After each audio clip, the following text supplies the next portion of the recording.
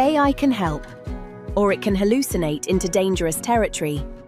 Businesses can't afford accidental misinformation, especially the kind that triggers urgent all-staff emails.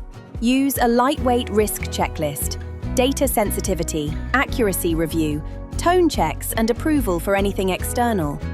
Think of it as the AI equivalent of looking both ways before crossing the road. Prompt: assess risk.